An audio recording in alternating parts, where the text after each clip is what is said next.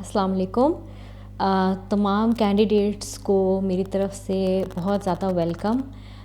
मैं ये पहली दफ़ा वीडियो शूट कर रही हूँ and I don't know how to do that, but the thing is कि हम लोगों का कुछ सेशन जो हो रहा था उसके अंदर कुछ टेक्निकल फॉल्ट आ गया था, बट आई थॉट कि मैं अपनी बात को कंटिन्यू करूँ और आप लोगों तक पहुँचाऊँ ताकि हो सकता है किसी को फ़ायदा दे सके।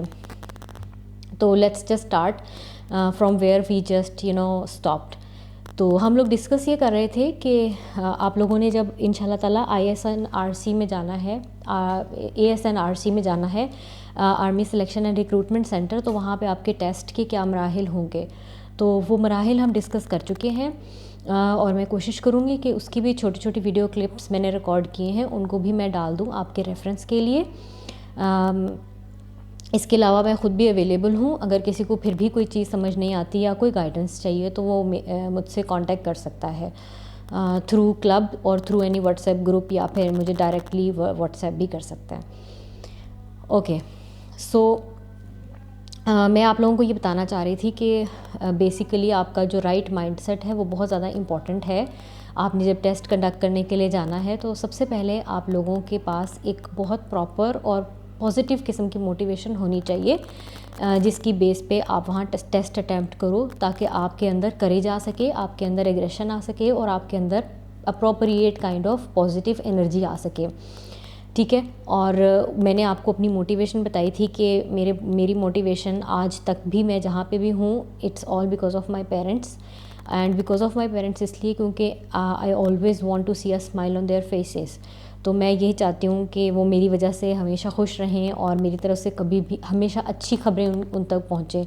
तो जो भी कोई मेरी सक्सेस स्टोरी उन तक पहुँचती है तो वो बहुत खुश होते हैं और बस वही मेरी अचीवमेंट होती है। इसके अलावा इससे बड़ा मैं कुछ भी गेन नहीं करना चाहती, और अभी तक भी मैंने जो कुछ भी अचीव किया है वो सिर्फ इस मोटिवेशन के पीछे किया है।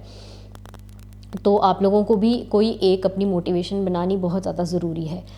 दूसरी चीज़ जो सबसे इम्पॉर्टेंट है वो आप लोगों ने इस बात को अपने माइंड में रखना है कि आर्मी ही नहीं बल्कि हर ऑर्गेनाइजेशन के अंदर एक स्पेसिफिक काइंड ऑफ माइंडसेट की ज़रूरत होती है उनको, ताकि वो अपने इंस्टीट्यूशन को भी ग्रो करवा सकें और आप भी ग्रो करो। ठीक है, और अगर वो उस तरह का specific kind of right mindset आपका नहीं होता या जो कि ऑर्गेनाइजेशन को मैच नहीं करता, तो फिर आप वहाँ सेलेक्ट अगर हो भी जाते हो तो भी आपकी ज़िंदगी एक मैस बन जाती है। ठीक है, तो ये मैं आप लोगों को इसलिए बता रही हूँ कि इन केस अगर, क्योंकि ज़ाहिर है इतने सारे लोग जो है ना उसमें ट्राई करते हैं, अटैम्प्ट करते हैं, लेकिन हर किसी का वहाँ पे सिलेक्शन नहीं होता।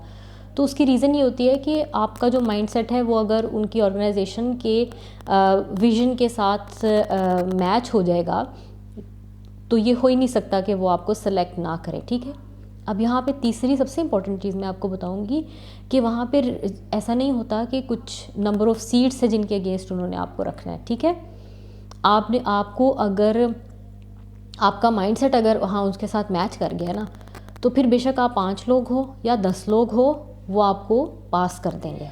ठीक है, तो ये सोच के नहीं जाना कि सीटें कम थी तो इस वजह से हमारा सिलेक्शन नहीं हुआ या शायद ना हो, और मतलब कोई भी ऐसी चीज़ आपके जहन में नहीं होनी चाहिए। ठीक है, और बिल्कुल पॉजिटिव माइंडसेट के साथ आप वहाँ जाएं, इंशाल्लाह ताला आप लोग ज़रूर क्लियर करेंगे।